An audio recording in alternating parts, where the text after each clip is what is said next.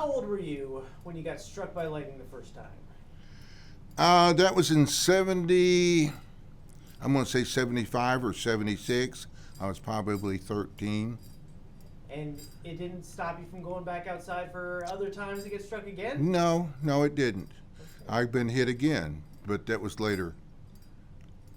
How do you describe it to somebody who's never been struck by lightning? It's a feeling that whenever I tell people, it's like a rush through your body. All I can tell you about the first time that I got hit is that we was leaving the arena, coming to the longhouse because there was a storm coming, and there's a large tree that got hit. It spidered out. When it hit me, all I remember is coming from the east into that building. I was totally dry, nothing else. I'm partially deaf in my right ear Because of that lightning strike? because of that lightning strike. That's fascinating. Let's talk a little bit about the powwow history. Could you tell me your earliest memory? When was the first one you ever went to? When was the first one you remember? My very first ones would be back in 60, I'm going to say 63. My dad was United States Air Force. We lived in England. For 3 years that I lived there, I told people that I wasn't an Indian. There was a young man that I did go fisticuffs with him. But for 3 years, I denied it. Both my parents were very hesitant about wanting to share things about Native Americans. When we came back, 4th of July, my cousins were out there in that arena dancing, the singing, the sounds. I then realized I must be something. I must be a Native American, an Indian. So that's whenever I started to learn about my culture. Describe that emotion when you saw your cousins out there dancing. What was it? What would that feel like? What was your emotion? Well, it's a feeling that I cannot believe that really this is really happening. That it's my cousins are out there dancing. They knew what they were doing, and I had no idea.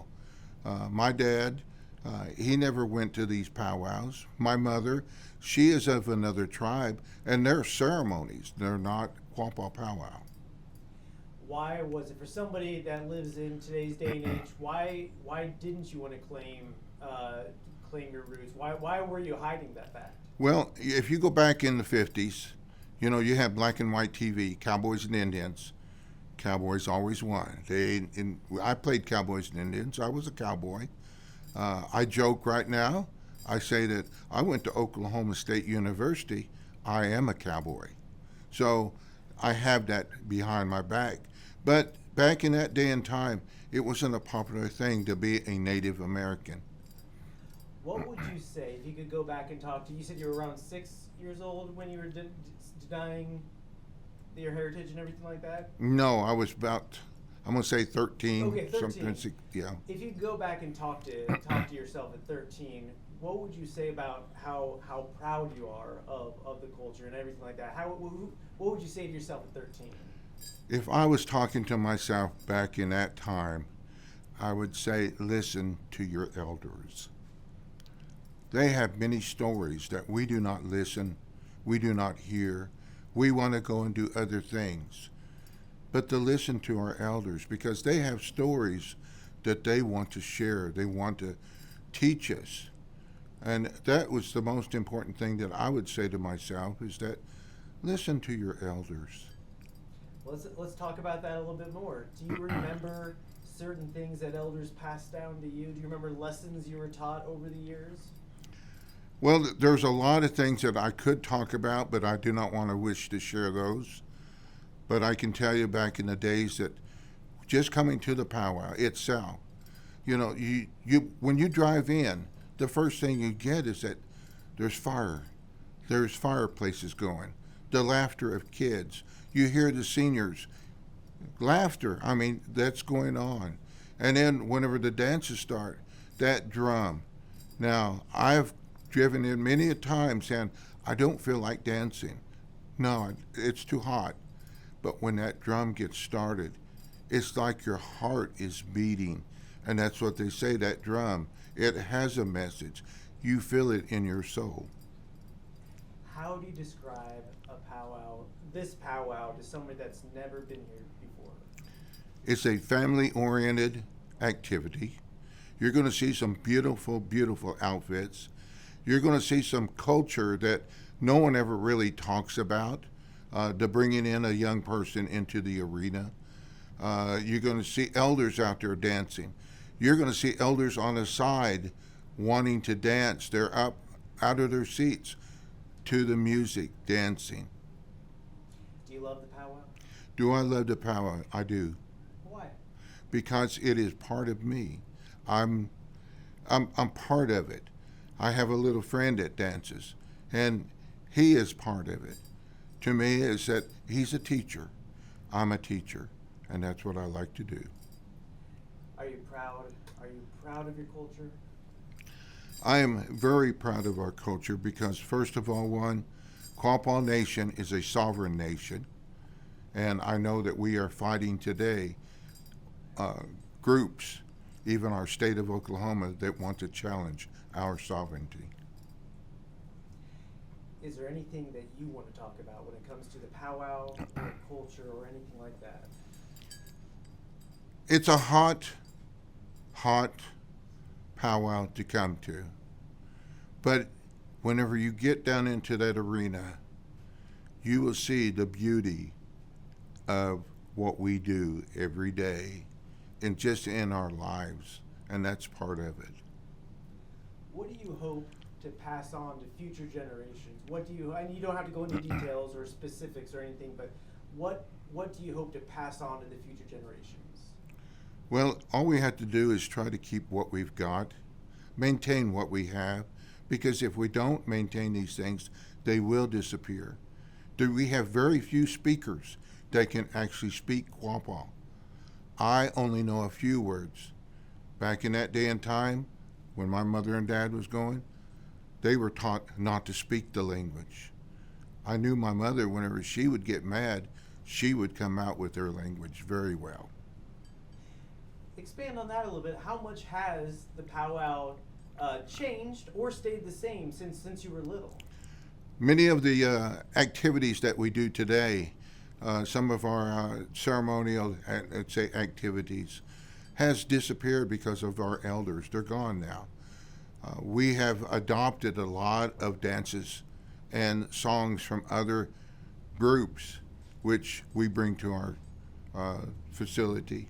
And again, that's just part of it. We are intertribal. We want everybody to have a good time. When you are at the powwow, when you walk down those steps and see all your friends and family, what do you think you're most proud of when you think about the powwow? That I'm here. I'm still here. Tell me just a little bit about everything that you're wearing right now. You don't have to go into specific detail, but I guess the main question is why the different aspects of it? Was this something that was passed down to you or taught, or why did you pick those things? I started dancing in 68, I believe that's when I started dancing. My first outfit was given to me by a young man, a family out western Oklahoma. He had told his parents that he would never return back. He was going to Vietnam. They gave my first set to me. I have that put up now. This is basically a newer outfit. It's pink and white. It stands out. Purple because of something royalty. My shield. Well, these are actually what we call a shield, or a more decoration on our outfit. My outfit is trimmed in 4 colors: red, white, black, yellow. I have been told those are the 4 directions. Those are the 4 people of this earth. I'm not dancing just for myself. I'm dancing for everybody. Whenever I see an elder that's out there in the audience, I will dance for them. If I see somebody that's in a wheelchair or handicapped, I dance for them because I could be there. Now today, I'm there. I have an Eagle fan. Just basically, it's our Indian air conditioner when it gets hot out there. So the beadwork, we do our own beadwork. Most of the dancers, they will do their own beadwork. Mine has a special meaning. I have the eagle and a flag on it. My dad, United States Air Force, it's in honor of him. I have a design that shows, it looks like arrow tips, arrow ends. The arrow ends, two warriors coming up on each other, and they are enemies. They shoot their arrows, and they hit, crashing, breaking apart. We're not supposed to fight amongst ourselves, but to help each other.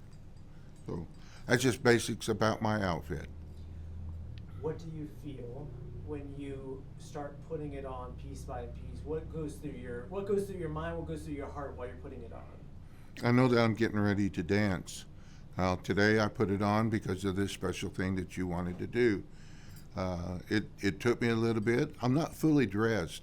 If I was to go out there and dance right now, I would have pieces falling off, which would really embarrass me and those that are around me. So, does it mean a lot to you, though, to be able to wear this? yes, it's our Indian tuxedo.